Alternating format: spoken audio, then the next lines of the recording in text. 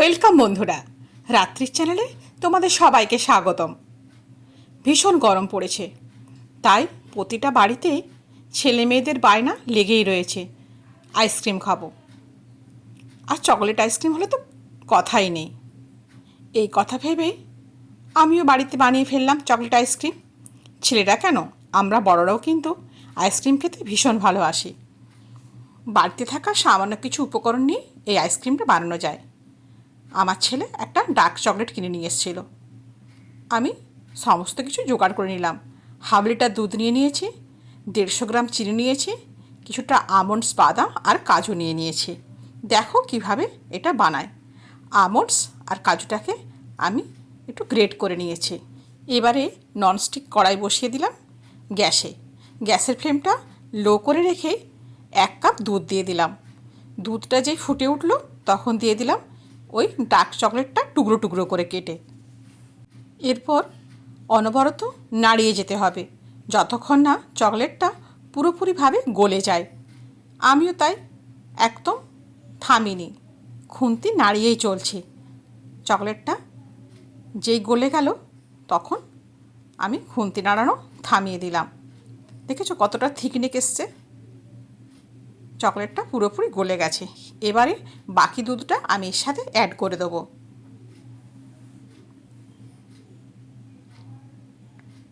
দিয়ে দিলাম পরিমাণ মতো চিনি, অর্থাৎ আমি এখানে 150 গ্রাম চিনি নিয়েছি।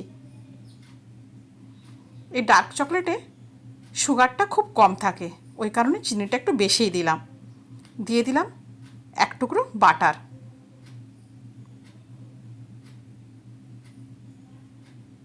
আবারও তাই তোমাকে নাড়িয়েই চলতে হবে। আর যতক্ষণ না এটা একটু মোটা হয়ে যায় ততক্ষণ কিন্তু ফোটাতেই হবে। গ্যাসের ফ্লেম কখনো আমি হাই করে দিচ্ছি, কখনো লো করে দিচ্ছি। না নাড়ালে কিন্তু চকলেটটা নিচে বসে পুড়ে যেতে পারে, তখন স্বাদ কিন্তু ভালো হবে না। এই কারণে গ্যাসের ফ্লেম মিডিয়াম টু হাই করে তোমাকে খুন্তি নাড়িয়েই চলতে হবে। প্রায় 10 মিনিট বাদে দেখলাম থিকনেস অনেকটা হয়ে গেছে, মানে অনেকটা মোটা হয়ে গেছে। এবারে এটাকে আমি ঠান্ডা করতে দেবো। গ্যাসটা তাই বন্ধ করে দিলাম।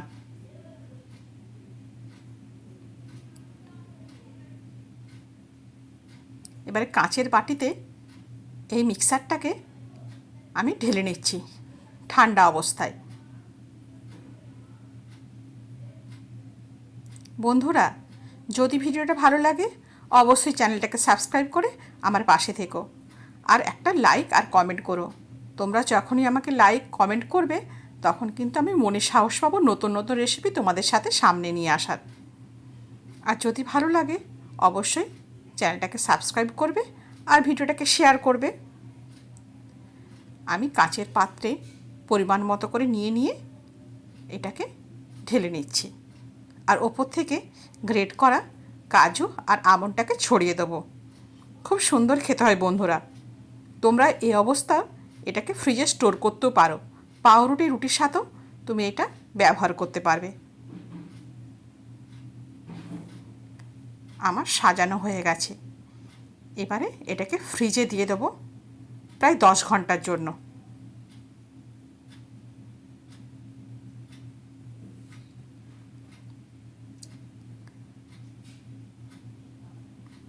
বাটিগুলোতে চাপা দিয়ে ফ্রিজের মধ্যে ঢুকিয়ে দিচ্ছি।